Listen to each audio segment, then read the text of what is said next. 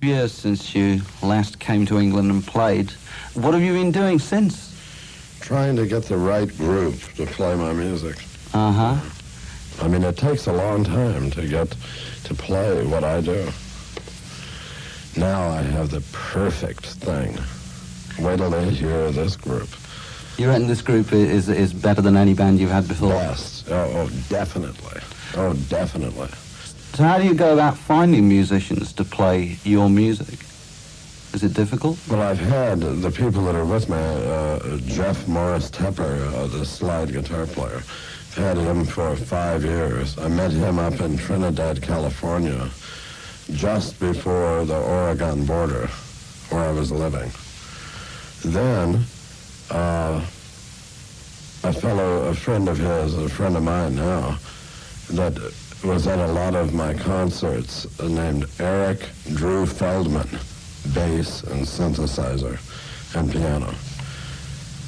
I've had these two people for about 5 years, you see, but now I have another fellow that just joined me that has been listening to me since he was 11 years old, and he's a slide guitar player named Brave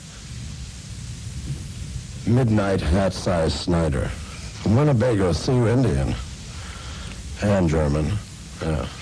So does he actually play on this album? No, I just got him. Another fellow that played on this album, Drumbo, played guitar, but had never been on the stage playing guitar, and decided that he'd do something else, so I got this guy. Drumbo is actually John French, who has been with you a long, long time, on and off. Yeah, on drums. Yeah. Now, he left. He was on this album that I just did Doc at the radio station for Virgin. He left, and the fellow that I have now is Brave Midnight Hat-Size Snyder, Winnebago Sioux Indian. And he came along with that name. You didn't christen him with that. Oh, I did, of course. And his name is Richard Snyder. Yeah. Ooh, he's good. He's the best with this. I mean, he's a great player and slide player, and learned all of this stuff in 3 weeks. 38 tunes. Yeah. He knew a lot of them, but the new album, he learned all of that recently. I mean, well, 3 weeks. Legend has it that the Magic Band who recorded Troutmouse Replica with you, that you actually taught them everything on that record. Of course I did. I mean, how could they play? I mean, really. I mean, of course I taught them. And I taught everything I play I have to teach. You mean that they weren't experienced musicians before they came to you, or they just hadn't played anything like your music before? Well, they hadn't played anything like my music, and they weren't that experienced musicians before they came with me, I'll tell you. Mm-hmm. No. Is it very difficult to get people to think along your lines? I mean, what are the demands of your... Of course, it's hard to think along my lines. Yeah. It's hard to think along anybody's lines. Yeah. I want it exactly the way I want it. Any composer, I would think, would want it that way. They play it. I mean, they're excellent players. They're great players.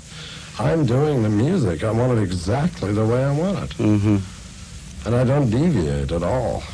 Don't you think that somebody like Stravinsky, for instance, don't you think that it would annoy him if somebody bent a note the wrong way? Yeah, yeah. Or used a purple bow on a violin when you want a red bow or a green bow? Being simplistic. I mean, there's a lot of other colors.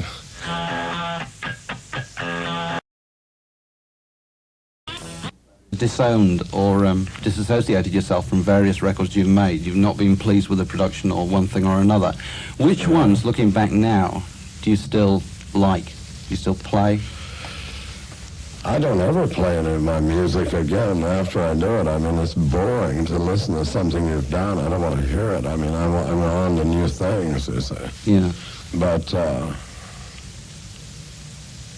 they're all my babies, you see. I mean, I've got to hear all of them anyway, whether it's mud all over their faces or not. Mm-hmm.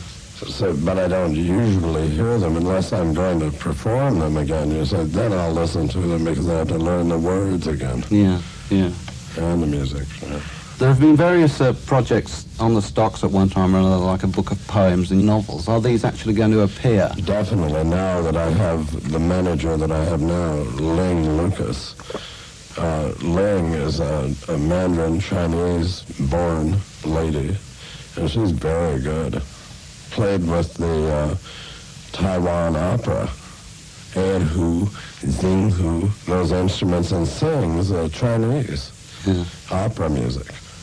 Now, she totally understands what I'm doing, and I will put out stuff now that I know that it's in safe hands. Am I correct in saying that you live out in the Southern Californian desert in a trailer? It's 2.5 hours when I hit the pavement to Los Angeles. When I hit the pavement, I live in a trailer in the desert, up in the Mojave Desert, the high desert. And my neighbors are coyotes, rattlesnakes, ravens. I should have brought some ravens over to the Tower of London. I mean, those are crows. Those are not ravens. These ravens are at least 2.5 feet tall, probably. 2 feet tall. And they imitate all of the animals. I mean, they're actually able to imitate other animals' noises. Which animals? Coyotes, turtles. That's when they imitate them real slow. Is it important to you to live out there for your music and your work? It's more important for me to live up in Trinidad, California. I love fog. I love changing all the time. The desert is so subtle. I mean, if you really delve into how subtle it is, it's subtle. Are you pleased with this album, Doc at the Radar Station? Totally. Completely. Every note, everything. I did the whole thing. And it's one of the first times I've been able to do the whole thing. It's exactly the way I want it to be. You got a track on here called "A Carrot is as close as a rabbit gets to a diamond," which no is money. Yeah, I mean, that's all you get is a carrot. You don't get the diamond. How do you apply a title like that to an instrumental track? Because of the fact that you say a carrot is as close as a rabbit gets to a diamond, meaning that I don't get any money. You say it's just an art piece, and all I will get is a carrot at the end of, like in front of you, a carrot to lead you on. As long as I get something to eat, I can do the art. Does it bother you that the majority of the rock audience would probably find you difficult to listen to? It pleases me because of that mama heartbeat. That's so boring. It's so banal. I mean, it's so hypnotic. So you're talking about disco, really, are you? All of it. Rock and roll, disco, anything where they think the drummer is an imbecile that sits there and goes bomb, bomb, bomb. I mean, who needs that? Yeah. Why do they need that? So you like your music to be irregular, do you? Artistic. I don't want to hypnotize anybody. I just want to play. I mean, I want things to change, like the patterns and shadows that fall from the sun.